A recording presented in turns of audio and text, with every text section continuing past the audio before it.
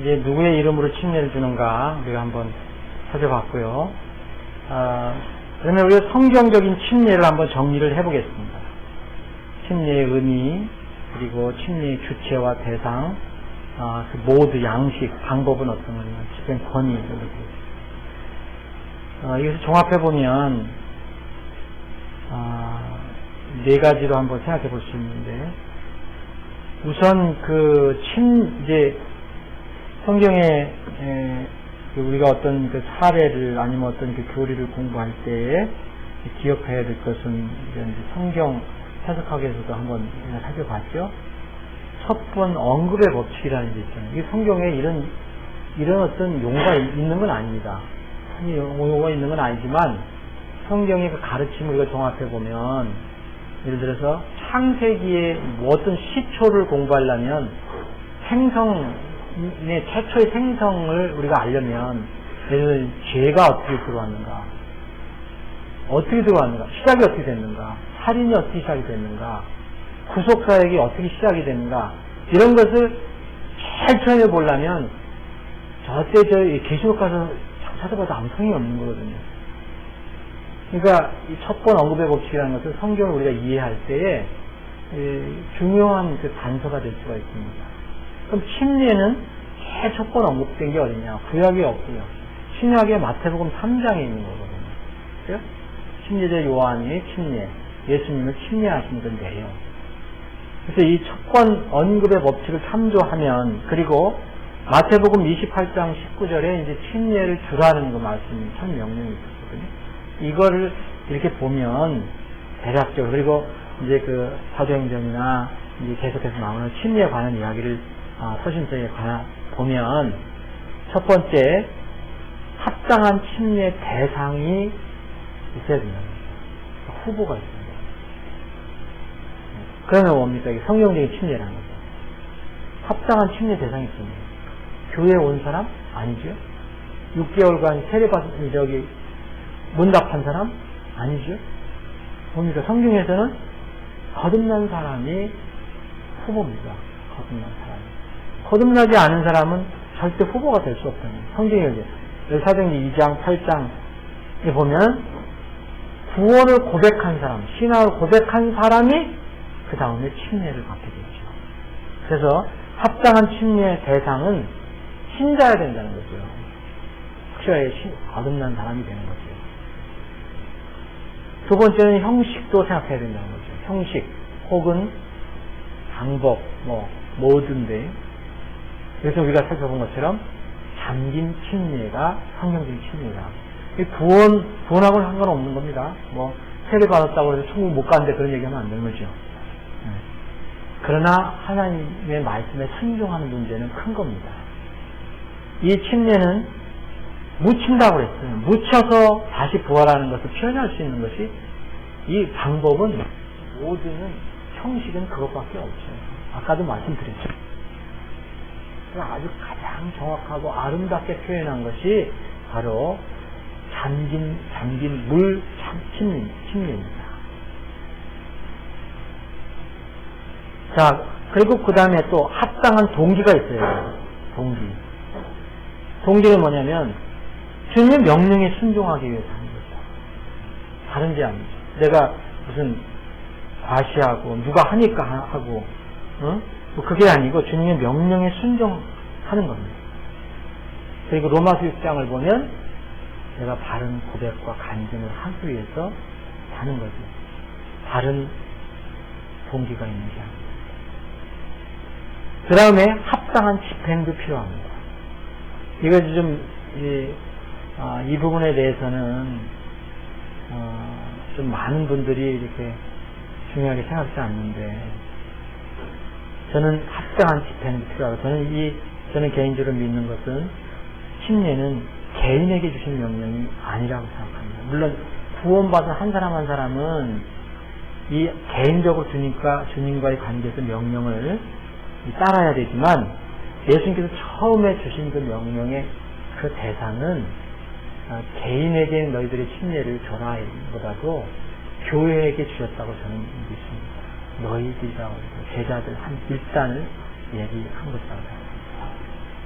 그래서 저는 교회에 연합이 되지 않은 사람이 연합을 분명히 할 수 있는 그런 사람인데도 하지 않고 개인적인 그런 생활을 하는 사람이 침례를 준다는 것은 좀 앞뒤가 안 맞는 거다. 순종의 문제입니다. 순종의 문제잖아요. 침례 이제 중요성은 뭐 아까도 말씀드렸지만 이렇게 왜 침례가 중요합니까? 주님의 명령을 순종하는 것이고 또 침례는 결코 세례나 관수례를 통해서 이렇게 이 바른 간증과 고백을 할 수 없기 때문에 이 바른 침례가 무척 중요하다. 잘못하면 이 복음을 잘못 전할 수가 있다. 잘못된 침례를 통해. 여러분 아무리 은혜로 구원받아야 한다, 믿고 구원받아야 한다는 것을 강조하지만 유아세례를 여러분들 인정하거나 그걸 가르친다면 딜레마에 빠지게 되거든요. 그럼 복음이 여러분들 복음을 흐려놓는 결과가 되는 거죠. 그럼 카톨릭 먹게 되지 않나요? 거기 뭐 예수도 인정하고 하나님도 인정하고 요새는 은혜까지도 인정하거든요. 뭐 은혜로 믿음으로 구원받는다는 용어도 똑같이 쓰더라고요. 그런데 어떻게 합니까? 거기에 덧붙이는 거죠. 또. 유아영세도 봐야 돼. 무슨 전진성사도 해야 되고 뭐도 해야 되고. 응? 이 침례는 완전히 물속에 들어갔다가 다시 나오는 이것이기 때문에 정확하게 예수 그리스도와 함께 죽었다가 살아나는 것, 부활하는 것, 바른 복음을 제시할 수가 있습니다. 침례를. 바른 침례를 보여주면. 그러나 물 뿌리는 거 가지고 어떻게 바른 복음을 전할 수가 있겠어요? 바른 복음을 전할 수가 없잖아요. 물 뿌리는 게 도대체 뭐냐? 복음을 전하는데 죽었다가 죄인이기 때문에 죄삭을 받아서 죽어야 한다는 그게 없다면 어떻게 복음이 될 수 있습니까? 복음이 안 되죠. 그래서 비성경적인 침례는 비성경적인 그 베프티즘은 위험성을 항상 내포하고 있다. 구원하고는 상관이 없지만 주님의 명령에 대해서 불순종하는 결과가 되는 것이고 또 지금 말씀드린 대로 자칫 잘못하면 구원의 거짓 모습을 이렇게 제시할 수가 있습니다. 유아세례 같은 거, 뭐 이런 거, 구원 중생, 이런 거, 정말 얼마나 복음을 많이 막습니까? 그리고 개인의 거짓 감명도 주시는 이 성경적인 그런 신념. 이 안티노미아니즘 같은 것은 원래, 아까 이제 삼일째 교리 부정하는 거, 침례 중생, 유아세례. 안티노미아니즘은 이제 그 무법주의를 얘기하잖아요. 안티노미안. 무도덕, 무법주의인데, 이 침례를 잘못 오해하면, 이것도 형식이라고 생각해서, 이렇게 아무것도 안 하는 사람들이 있습니다. 무질서하고, 무법주의. 주님의 만찬, 이제 두 번째 이제, 시간에 이제 주님 만찬을 한번 보겠습니다. 교회의 두 번째 순서, 만찬이 앞설 수가 없죠. 항상 침례가 개인적으로는 앞서는 거죠. 우리도 어저께 만찬을 했는데 요새 나오시는 확실하게 나오시는 가족이 있는데 만찬에 참여를 못했어요. 아직도 여기 신앙 고백을 안 했고 침례를 안 받았기 때문에 침례를 아직 안 받았기 때문에 주님의 만찬은 침례를 받은 사람에게 해당이 되는 거죠. 자, 이 주님의 만찬을 한번 보겠습니다. 순서가 그렇다는 거예요. 만찬 전에 침례가 있다는 거예요. 만찬이 침례보다 앞설 수는 없어요. 자, 이제 이 주님 만찬도 성경에서 어떻게 가르치는가를 우리가 좀 살펴보려면, 주님의 만찬이 어떻게 시작이 됐는가 그 역사를 잠깐 볼 필요가 있습니다. 예수님께서, 이 침례는, 하나님 아버지께서 침례자 요한을 통해서 이게 어떤 제도를 만드셨다면, 이 주님의 만찬은 예수님께서 직접 제정하셨는데 주님의 만찬은 이 예수님의 죽으심과 아주 밀접한 관계가 있죠. 관계. 첫 주님의 만찬의 제도가 어떻게 시작이 됐는가? 때는 언제였습니까? 첫이에요, 첫. 예수님께서 내리면 십자가에 돌아가셔야 되는데 그 전날 밤에 제자들과 함께 하셨죠. 전날 밤에. 성집행 전날 밤에. 목적은 여러분 그 첫 주님의 만찬이 이루어졌을 때 그 성경을 읽어보면 목적이 뭐냐면 그 주님께서 주님의 만찬을 제정하셨지만 사실 주님의 첫 만찬, 주님의 만찬은 예수님께서 뭘 지키시기 위해서 하셨느냐면 6월절을 지키시기 위해서 6월절. 주의 명절 중에 하나는 6월절. 이제 6월절이 이제 레위기에 나와 있는데 이것을 지키기 위해서 이 주님의 만찬을 시작하셨습니다. 여기 마태복음 26장에 보면 거기 다 마태복음, 마가복음, 누가 보면 그래서 주님께서 6월절을 지키시기 위해 6월절 음식을 먹기 위해서 뭐 이런 말씀이 계속 나옵니다. 그래서 분명히 그 6월절을 이스라엘의 6월절을 지키시기 위해서 이 마지막 날 밤에 돌아가시기 전 마지막 날 십자가 달리시기 마지막 날 밤에 전날 밤에 6월절을 지켰습니다. 근데 이게 뭐냐면 6월절이 오늘 밤 지키고 내일 죽으시잖아요.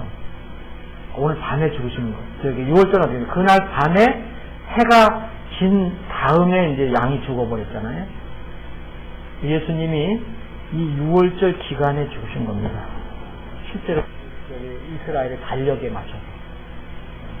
이것도 의미가 있는 거잖아요. 마태복음 26장에 보면 그 26장 17절부터 보면 이렇게 나와 있습니다. 이제 무교절의 첫날에 제자들이 예수님께 나와 이르되 선생님께서 6월절 어린 양을 잡수시도록 우리가 예비하러 하려 하오니 어디에서 하기를 원하시나이까 그랬잖아요. 여러분 여기 무교절하고 6월절 왜 같이 쓰여졌습니까? 무교절의 첫날이 여기서 얘기하는 무슨 날입니까? 무교절하고 말씀드린 대로 무교절하고 6월절은 한 덩어리입니다. 자, 6월절과 1월 14일 무교절 그 다음에 무교절이거든요. 1월 15일부터 시작됩니다. 일주일 동안. 그런데 6월절, 무교절, 초실절, 오순절 이렇게 해서 따로따로 얘기하지만 사실은 이 절기는 하나로 되어 있는 절기죠. 6월절은 하루고 무교절은 일주일 동안. 그래서 성경은 어느 때 이거를 한꺼번에 통틀어서 무교절이기도 하고 유교절이라고도 부르기도 합니다. 그래서 여기서 무교절의 첫날이라고 한 겁니다. 이게 잘못된 게 아니고 이게 한 덩어리니까 이 무교절의 첫날 제자들이 뭐냐면 6월절 어린 양을 우리가 어디서 준비할까요? 그랬습니다. 6월절이라면 첫날이 없고 끝날도 없어요. 무교절이니까 한 덩어리니까 일주일이니까 그렇게 얘기를 한 거죠. 그래서 여기 계속해서 보면 18절에 보면 이렇게 보면 이제 가서 어떤 사람에게 가서 우리 선생님이 이렇게 얘기하라고 내 때가 가까웠으니 내가 내 제자들과 함께 내 집에서 6월절 지켰다 하더라 하라. 그래서 6월절 또 19절에도 6월절 계속해서 6월절 얘기를 합니다. 6월절 그래서 바로 예수님께서 이렇게 죽으실 때가 바로 이스라엘 백성들이 지켰던 6월절이라는 거죠. 6월절은 뭡니까? 어린 양이 죽는 그런 때였어요. 하나님의 그 칼렌더에 정확하게 맞은 거예요. 맞추신 거예요. 예수님께서 그래서 이름이 뭐였습니까? 하나님의 어린 양, 6월절 양이라고까지 불렸어요. 예수님. 계속 6월절 어린 양 누룩 없는 빵을 먹기 위해서 모였다는 거죠. 그래서 6월절을 출애굽기 10장에 보면 이스라엘 백성들이 지켜야 할 영원한 규례라고 그랬습니다. 출애굽기 12장 14절에 보면 그래서 이 6월절과 밀접한 이 주님 만찬이 교회의 규례가 됐는데, 이때 참석한 사람은 첫 주님의 만찬은 주님과 12제자였습니다. 총 예수님과 함께 13명인데 나중에 이 만찬을 최후까지 완성해서 지킨 사람은 한 사람에서 빠져나갑니다. 먹을 때 빠져나갑니다. 유다는 6월절을 첫 만찬에 참여 못한 사람입니다. 묘하게 맞잖아요, 여러분. 구원받지 못한 사람은 여기 못 들어오는 거예요. 첫 주님의 만찬 제도의 제정이 나옵니다. 그게 이제 예수님께서 이제 마태복음 26장에 보면 처음에 이제 6월절 지금 음식을 드시는 거예요. 빵을 집으셔서 축복하시고 제자들에게 주시면서 내 몸이다 그랬고, 잔을 집으시고 이렇게 또 주시면서 이건 뭐라 그랬습니까? 내 상속 언약의 피라고 그랬어요. 상속 언약의 피.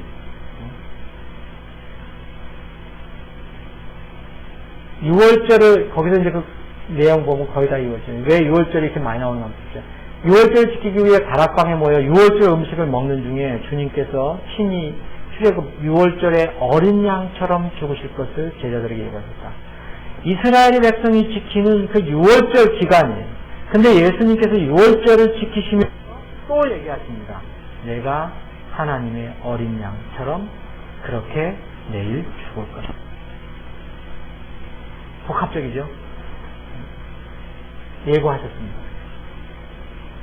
그래서 6월절 음식으로 준비된 빵하고 뭔가 나는 거예요. 그러면서 마태복음 26장 26절부터 거기 28절까지 보면 이 중요한 말이 나오잖아요. 죄들의 사면을 잔을 말씀하시면서 이게 내가 흘린 나의 피다.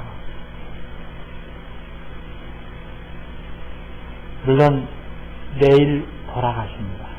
여기 이제 그 어떤 인간의 어떤 시간 개념으로는 내일 돌아가시는데, 이제 28절에 보면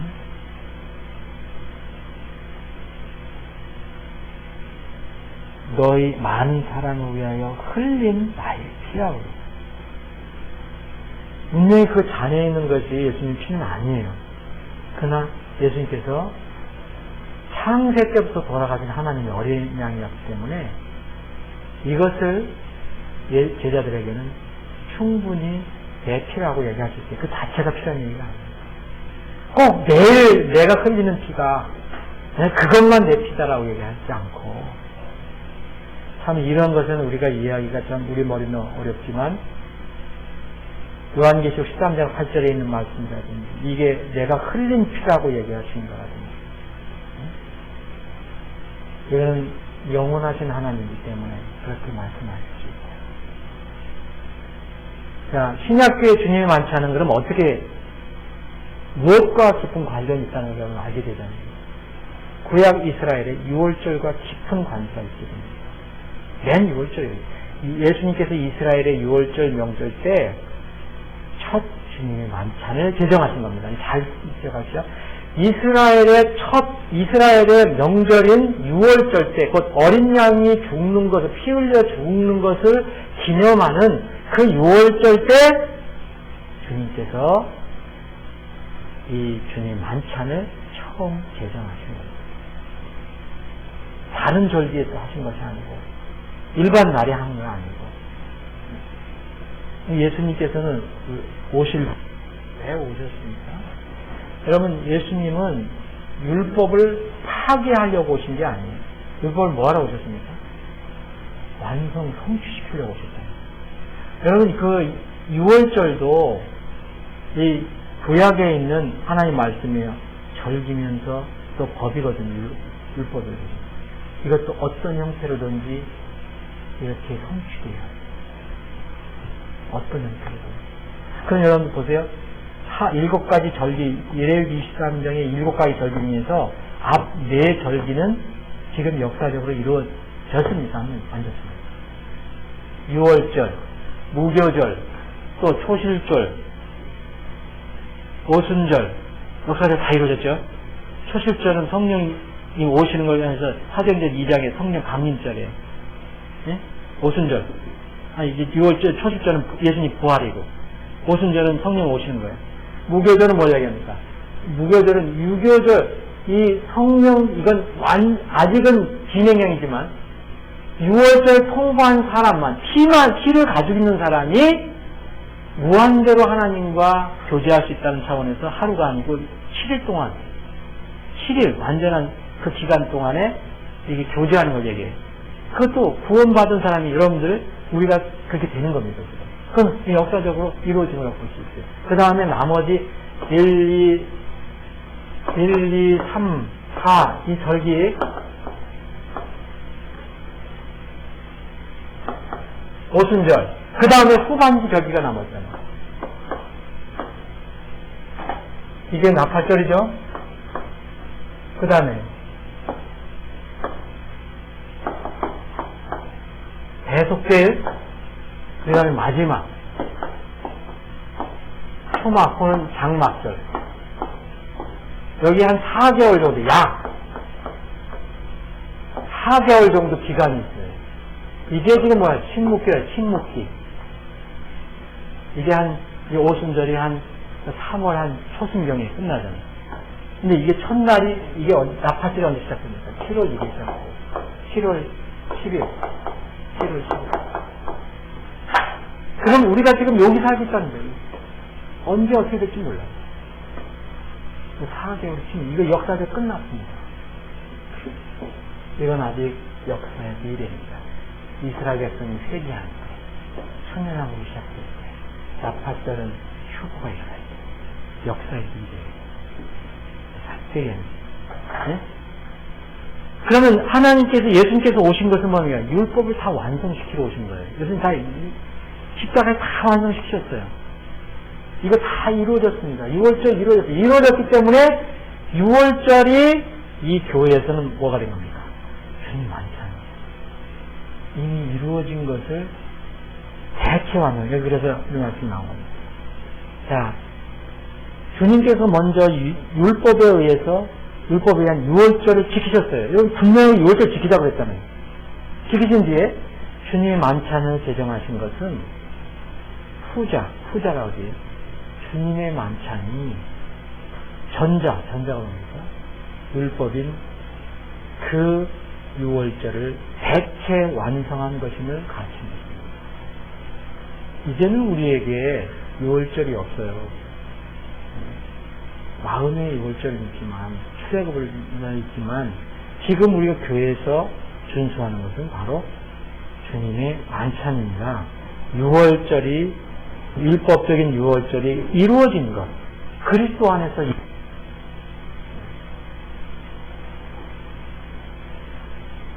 주님의 만찬은 그래서 6월절이 의미하는 바, 6월절이 뭘 의미했습니까? 죄인들이 살으려면 어린 양의 피를 발라야 되거든요. 그것을 성취한 것을 의미합니다. 주님의 만찬은 그래서 예수님께서 사도 바울을 통해 물론 예수님이 부활하셨죠.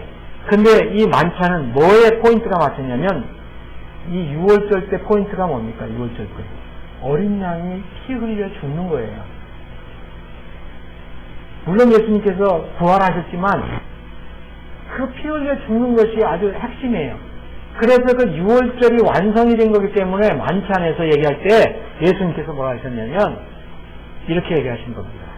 11장 26절에 보면 고린도전 11장에 너희가 이 빵을 먹으면 이 잔을 마실 때마다 주의 죽으심을 그런 겁니다. 주의 죽으심을 그분께서 오실 때까지 보이는 것입니다. 왜냐하면 6월절과 관계, 6월절을 대체 완성한 것이기 때문에 6월절을 성취한 것이기 때문에 6월절은 정말 사람이 직접 죽은 게 아니고 이스라엘이 죽은 게 아니고 그 사람들을 대신해서 어린 양이 죽었잖아요. 피를 죽었잖아요. 그 어린 양이 예수님이라고 했잖아요. 6월절을 그래서 주님의 만찬 6월절이 의미하는 바의 성취를 의미한다. 신약의 주님의 만찬은 구약 율법인 6월절을 완성한 것이다. 라고 보십니다. 완성한 것입니다. 이 나머지 세 절기는 그리스도 안에서 우리가 이제 바라볼 것입니다. 그리스도가 다 완성을 해놨지만 이제는 실제 역사적으로 이뤄질 날 남았어요.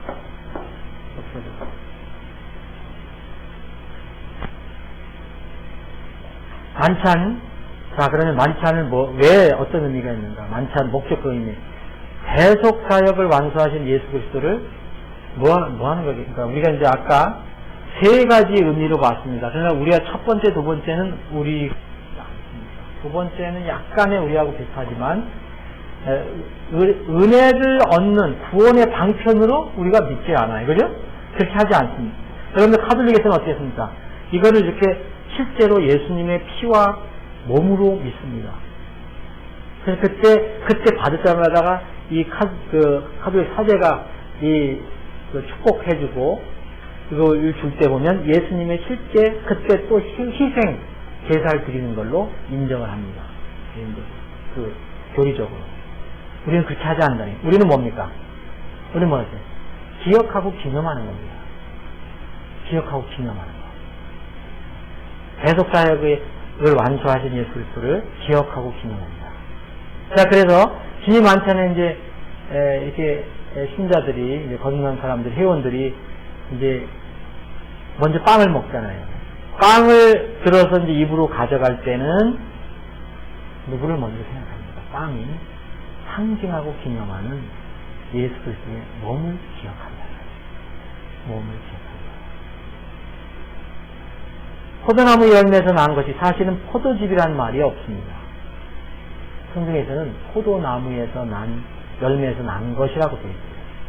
그리고 포도즙이라고 하지 않고 그냥 잔이라고 얘기합니다. 근데 그 안에 담겨있는 것은 분명히 포도즙이죠. 포도나무 열매에서 난 것이 담겨있는 잔을 들 때는 아까 마태복음 26장에 있는 것처럼 예수 그리스도의 흘리신 피를 인정합니다. 피를. 자, 이제 피를 보는 겁니다. 지금 예수님의 그 사역을 기억하고 그분을 기억하고 기념하는 겁니다. 두 번째는 이게 가장 중요한 거지만 또 이 만찬에 우리가 참여할 때 잊지 말아야 하는 것이 주님 만찬은 마태복음 26장 26절 27절 보면 첫 만찬을 제정하실 때에 그들이 먹을 때 예수님께서 빵을 집으사 그것을 축복하시고 bless라는 말을 했습니다. bless. 그리고 27절에 보면 잔을 집으사 또 뭐랬어요? 감사를 드리시고. 이걸 보면 우리가 주님의 만찬에 이 예수님을 기억하고 모인다면 정말 축복과 감사의 시간이 돼야 한다는 거죠.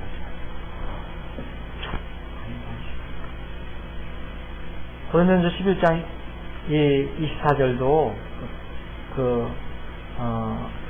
이런 의미를 거기에 이제 포함하고 있습니다. 예수님께서 배반당하시던 바로 그 밤에 빵을 집어서 감사를 드리신 뒤에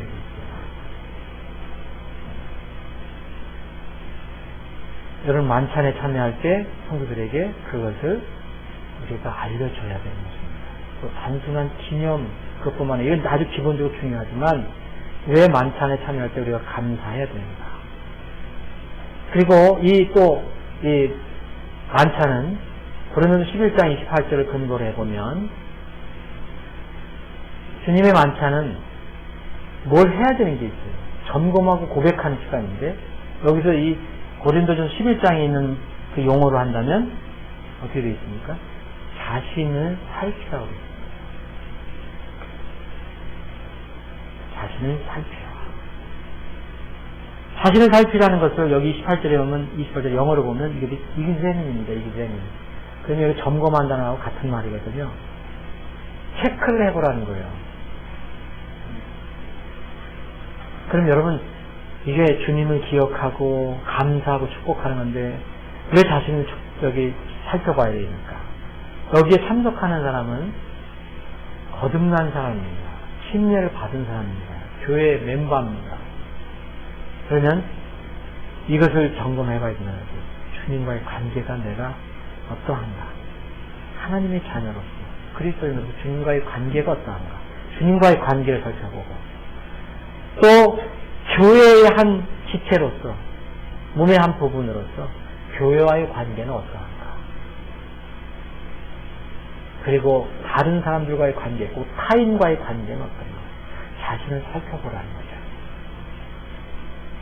여러분, 비도덕적이거나 비윤리적인 일, 죄를 많이 졌다면 당연히 교회하고 타인과의도 문제가 생기지만 주님과의 관계가 굉장히 어려워집니다. 그럼 어떻게 됩니까? 그러나 최소한도 주님께 다 고백을 하고, 정말 진정으로 고백을 하고 회개를 하고 만찬 참여해야 된다는 거죠. 자, 이제 이 스트라우스 박사가 이렇게 정리해 놓은 건데, 이건 참 의미가 있다고 저는 생각해서 제가 소개를 해드립니다. 이 만찬은 주님을 기억하고 기념하고 또 축복 감사하는 시간이고 자신을 살피는 시간이지만, 이 주님의 만찬에는 세 가지 중요한 기본 믿음, 교리가 들어가 있습니다. 첫 번째는 그리스도론입니다. 우리가 이제 기본 성경 교리를 공부해봤어요. 조직신학에서. 이게 뭐냐? 예수 그리스도를 기념하고 기억하기 때문에 예수 그리스도를 잘 안다는 거죠. 예수 그리스도. 그리고 이게 자기를 살피라고 그랬어요. 이건 그 만찬은 구원받은 사람이 참여하는 거죠. 구원받은 사람이. 잘 살펴봐라. 구원받지 않은 사람 아무 소용 없어요. 그래서 그것을 구원론과도 연결이 시킵니다. 자신의 구원을 점검해야 된다. 세 번째는 여기서 예수님께서 뭐라 하셨냐면, 바울사도를 통해서 주의 죽으심을 그분께서 오실 때까지 그랬습니다. 오실 때까지. 우리가 만찬을 언제까지 하느냐면 나팔 소리 날 때까지 하는 겁니다. 그 뒤는 하늘에서 만찬하려고 저는 생각하지 않습니다. 왜냐하면 성경에서는 예수님께서 한시적으로 정해진 거예요. 내가 천국에서는 포도나무에서 난 열매를 먹을 것으로 예수님께서는 암시하셨어요. 그러면 이거는 이 예수님께서 이제 승천하시면서 그런 얘기를 하셨는데, 지금 우리 제자들은 이 예수님께서 죽으시고 또 우리를 위해서 이런 모든 대속 사역을 끝내셨다는 것을 우리가 리마인드 시킬 수 있는 이런 만찬에 참여할 때, 바로 그것이 하늘에서 그런 기억을 하게 하고 기념하는 것이 계속 그런 제도가 필요할 건가? 성경에는 아니라는 거죠. 이것은 죽으심을 주님이 오실 때까지만 한다. 오실 때까지만. 그래서 우리는 이 만찬을 계속 참여하면 할수록 다시 오실 주님을 기다리는 소망이 더 강해져야 한다. 만찬에 참여하는 사람이 다시 오실 주님, 그러니까 미래에 대한, 그러니까 종말에 대해서는 전혀 관심이 없어요. 이게 소망, 다른 하늘나라에 대한 소망이 전혀 없어요. 정말 세속적인 사람이라면 저는 만찬에 정말 신중하게 참여해야 된다.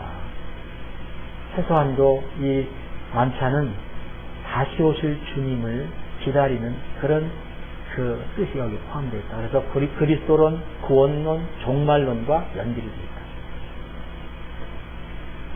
그런데 고린도전서 11장에 보면요, 고린도 교회에 이제 만찬 때문에 굉장히 어려움을 겪었잖아요. 그래서 고린도 교회의 교훈적인 내용을 이 고린도 교회를 통해서 우리에게 주셨습니다. 그래서 거기서 이 한 단어로 명시한 게 뭐냐면, 합당하지 않게 먹고 마셨다 그래서 합당하지 않게. 고린도 교회의 교훈적인 그 합당하지 않게 사례가 11장 27절부터 고린도전서 11장 27절부터 34절까지 나와 있습니다.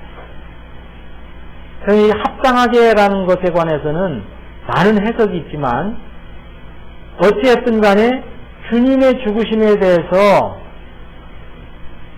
뭔가 잘못 이해하고 있거나 아니면 주님과 합당한 관계를 가지지 못한 사람들이라고 생각이 됩니다. 뭐가 합당한 거냐, 이거에 대해서는 이론의 여지가 많아요. 근데 뭔가는 잘못했기 때문에 여기서 좀 슬픈 일이 기록이 됐습니다. 주님의 몸을 분별하지 못한다고 얘기를 했어요. 그 빵하고 포도주 잔에 참여하는 사람들 보고, 네? 만찬에 그리스도인 개인이 참석했잖아요. 한 사람 한 사람 교회에서 하는 거지만, 그런데 여기서 뭐 하냐면 몸이라고 얘기했습니다. 몸을 분별 못한다고 그랬어요.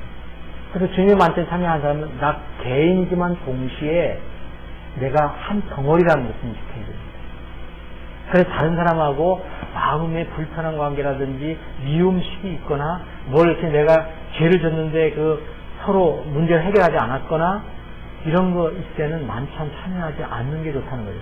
그래서 기회를 줘야 되는 거예요. 최소한도 기도하고 정리하십니다. 그래서 뭐 우리 교회에서는 이렇게 하고 있거든요. 어떤 시간을 줍니다. 최소한도 토설하고 관계를 어느 정도 정리를 하고 나서 참여하죠. 이거 다 개인적으로 다 체크를 해볼 수 없잖아요. 왜냐면 여기서 주의 몸을 분별하지 못한 사람이라고 했거든요. 주의 몸을 한 덩어리를. 그래서 여기서 잘못하는 사람들이 이제 큰 징계를 받게 됩니다. 이게 몸 전체라는 교회 전체라는 것을 생각해 본다면 나쁜 것이 뭐냐면 교리적인 것도 나쁘지만 분쟁과 파장이 있을 수 있다는 거예요. 여기 이 만찬에 관해서 얘기하기 전에 그 앞에 보면 고린도서 11장 18절 19절에 보면 고린도 교회에 서로 싸우고 시기하고 질투하는 게 있었다는 거예요. 이단 파장이 있었다는 거예요. 그렇게 되면 이런 사람이 만찬에 참여하면 주님의 몸에 참여하는 건데 뭐라 했습니까? 주의 만찬이 아니고 자기 만찬이 된다는 거예요. 이 자기 만찬에 참여하는 사람들이 그때는 엄하게 징계를 받았어요. 지금은 나는 그렇게 징계를 안 하신다고 생각해요. 왜냐하면 지금은 보류 시대예요. 나중에 이제 주님께서 정리를 하시겠지만, 네? 여기서 보면 21절에 보면 뭐라고 했습니까? 이 사람들이 이럴 때에 어떤 사람들이 분쟁하고 시기하고 막 이 주의 만찬을 남용하고 막 무시하고 이런 사람들. 21절에 이를 먹을 때에 저마다 자기 만찬을 다른 사람보다 먼저 먹음으로 한 사람은 시작하고 다른 사람은 쉬게 됩니다. 주의 만찬이 아니라 주의 만찬이가 뭐냐면 내가 참석하지만 덩어리다. 주의 몸이다. 내가 거기서 개인 행동하고 서로 시기 질투하는 이런 주의 만찬이 아니라 개인 만찬입니다. 자기 만찬입니다. 그래서 우리는 이런 게 규례가요, 잘못하면 형식에 흐를 수가 있거든요. 형식에. 근데 이런 뜻이 아주 쉽게 간과가 될 수가 있어요. 그리고 또 이것은 잘 찾아낼 수도 없는 거고, 개인적인 문제이기 때문에. 그러나, 여러분들이 사역자로서 여기서 집행할 때 인도자라면, 충분히 이 내용을 알려줘야 된다는 거죠. 참여하는 거죠. 그리고 그 사람들이 책임지는 거예요. 그것은, 개인적으로. 그 마음속에 있는 걸 어떻게 알아요? 자칫 잘못하면, 우리가 주의 몸에 참여하는 게 아니고 개인, 자기 만찬에 할 수가 없다는 거예요. 형식은 그렇게 불려갑니다. 그래서 22절에 보면 심지어는 뭐라고 하는지 아십니까? 주의 만찬, 이게 연결이 되는 건데 무슨 빵 먹고 여기 포도주 먹고 저녁 한번 먹는데 이런가 생각할 수 있지만 이게 무엇을 의미하는가 하나님께서 말씀하신 거기 때문에 무엇을 상징하는가 그렇기 때문에 22절에 보면 너희에게 먹고 마실 집이 없느냐? 도대체 무슨 말이야? 너희에게 먹고 마실 집이 없느냐? 너희가 하나님의 교회를 업신여기고 그렇습니다. 만찬 이게 다른 형제들 자매들을 무시하고 남용하는 사람들 보고 하나님의 몸을 무시한다고 그랬어요. 하나님의 몸을 무시한다. 이 고린도 교회의 어떤 일부 사람들은 만찬을 굉장히 악용했던 것 같아요. 남용했던 것 같아요. 자기 자랑하고. 그때 이제 저녁을 같이 먹었던 것 같아요. 그러면서 이제 만찬을, 주님 만찬 한 것 같은데, 어떤 사람은 건하게 잘 먹고 말이야. 예를 들어서 LA 갈비 싸와서, 먹고, 어떤 사람은 보리밥 조금 싸오고, 거기서 서로 마음이 이렇게 합이 안 되고, 그래서 이게 뭐냐 도대체. 이게 주님의 몸 아니냐? 너 개인 만찬, 네 개인 저녁용을 먹으러 왔냐? 주님의 몸을 교회를 무시하는 거다. 그래서 이 무서운 일이 일어났잖아요. 네? 징계가 나왔잖아요. 이해했습니까? 세 부류로 나왔습니다. 세 부류가 나와요.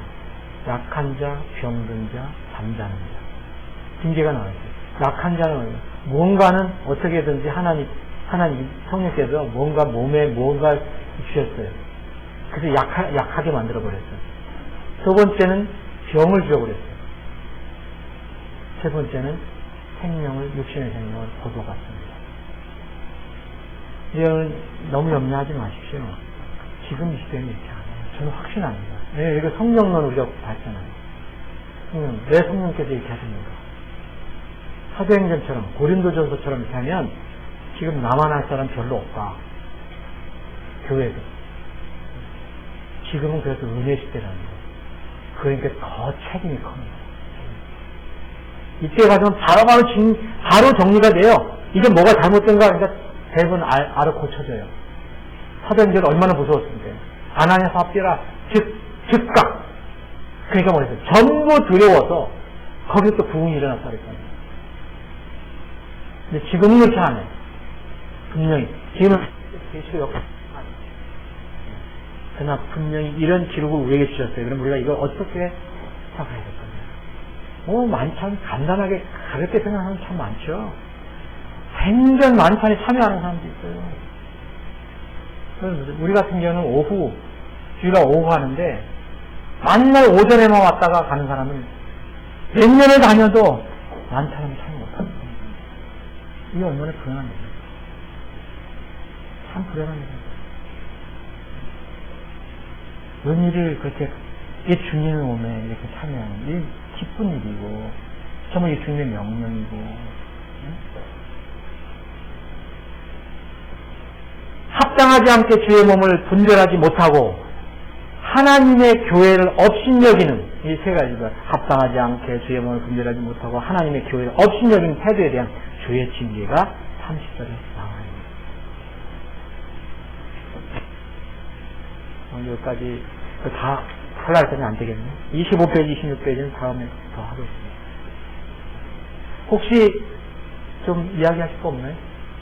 얘기하실 거 많을 것 같아요. 없어요? 네. 네. 시간은, 물론 예수님께서 처음에 이제 밤에 하셨잖아요, 저녁에. 저녁에 하는 것이 좋다고 생각하는데, 그래서 지금 이것 때문에 아주 그냥 만찬을 할 때 일부러 저녁에 모이는 분이 있어요. 그 좋다 생각하는데, 이 생각은 오후면은 괜찮지 않을까 생각이 들어요. 할 수 있으면 제일 할 수 있는 게 좋은 것이 저녁이라고 생각해요. 수요일날 하면 좋은데 수요일 사람들이 안 나와요. 그러면 정말로 몇 년이 돼도 만찬 한번 참여 못하는 사람이 있어요. 주일 오후에도 좀 시간은 저녁에 하면 좋을 것 같아요. 부득이 그런 상황 때문에. 그래서 할 수 있으면 구역 모이면 저녁에 모이니까 이게 누가 잘 집행할 수 있는 사람이라면 교회의 본의하에서 만찬 하면 좋을 것 같다.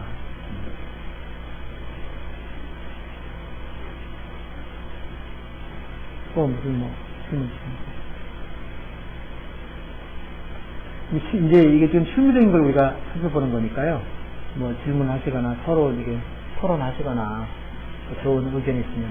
그러면 만찬하는데 빵하고 네. 네.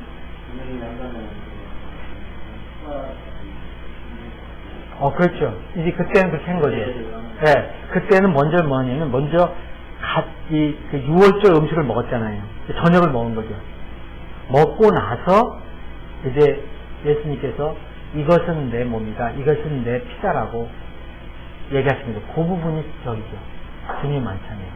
그러니까 할 수 있으면 이렇게 간단하게 식사를 하면서 여기 만찬할 수 있다고 봐요. 근데 한 100명, 200명 모이는데 한 자리도 저녁 먹을 수가 있는데 그때는 12명 모였으니까. 규모가 작으니까. 예. 그러면 용산교회도 벌써 100명 되면 힘들어. 그래서 예를 들어서 한 10명 쭉 이렇게 둘러앉아서 저녁을 먹고 만찬할 수도 있겠고 끝나고. 저녁 끝에. 예. 그러면 교회가 아니고 사생에서 이제 운동할 수 있다. 아, 그렇죠. 그거 할 수 있는데, 내 얘기는 뭐냐면, 개인에게 주신 규례가 아니라는 거죠. 교회에게 주신 거라는 거죠. 교회 이름으로 하는 거. 예를 들어서, 무슨 얘기냐면, 내가 얘기한 구역 모임이 있거든요, 우리는. 구역 모임이. 그러면, 예를 들어서, 우리가 여기 이제 뭐, 인천, 경기, 아니면 여기 영등포, 이렇게 모임이 있다. 그러면, 여기에서 교회 사람들이 모이는 거잖아요. 네?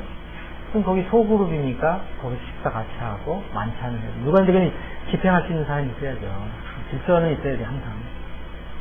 막 자매가 집행한다든지, 뭐 무슨 어른도 아닌 뭐 학생이 집행한다든지, 뭐 이런 건 좀 조심해야 되고 집행할 수 있는 사람이 있으면 하면 좋다고 생각해요. 의미를 생각하고 이제 다음 주에 조금 더 살펴보겠지만 이제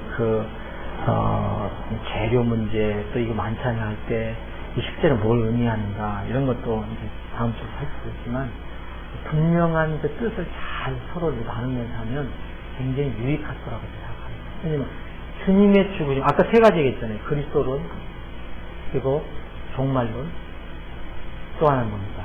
구원론을 체크해보라고 했으니까 얼마나 좋은 일입니까?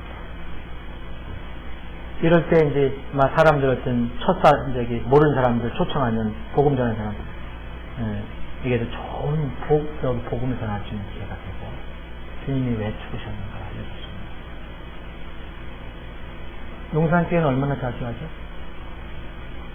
많죠? 주님한테. 거기 자주 안 하구나. 상당히 저기 종종 하는구만 거기는. 매일 하는 사람들 얼마나 자주 해야 되는가 다시 한번 다음 주에 한번 살펴보겠습니다. 김도수. 자, 네?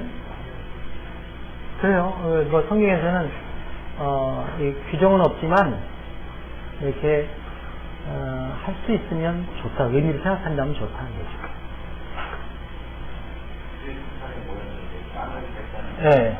예. 그래서 이제 이거 그 자리에 보시면 거기에 보면 26페이지에 보면 성경적인 교회는 매주 만찬을 해야 한다는 이런 주장이 있어요.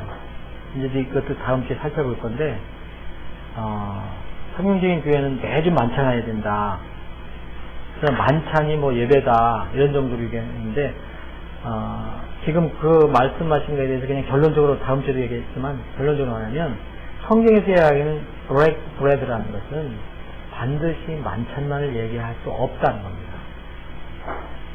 우리하고 틀려요. 우리는 숟갈 가지고 밥을 먹는 거지만 그 사람들은 만찬을 하는 거나 그 밥을 먹는 거나 똑같아요. 의미만 틀린 거죠. 6월절 할 때 우리 같이 밥을 먹는 게 아니고 똑같은 빵, 뭐 고기는 더 있었겠지. 똑같은 음료수 먹은 거예요. 다만 의미를 생겨. 그러니까 그 사람들이 빵을 뗐다라는 것을 반드시 만찬으로 볼 수 없다는 게 저는 제 생각입니다. 근데 그거를 이제 만찬을 강조하는 분들은, 현직교나 이런 분들은 이렇게 했잖아요. 만찬을 먹을 때마다 했다 이렇게 얘기를 하는 거예요. 근데 그러는 것은 조금 배경을 좀 잘못 이해하는 거 아닌가. 만약 우리가 그렇다면 우리는 분명히 답이 있잖아요. 우리 한데 빵을 나누고 떼고 또 포도즙을 나눴다 그러면 그런 상황이라면 그렇게 이해할 수도 있겠지만 그 사람들은 일반 밥을 먹는 거나 식사를 하는 거나 그거 하는 거나 똑같다는 의미만 다른 거죠. 그래서 성경에서 증명이 됩니다. 바울 사도가 빵 뛴 게 하루 저녁에 2번 뛰는 게 또 나와요.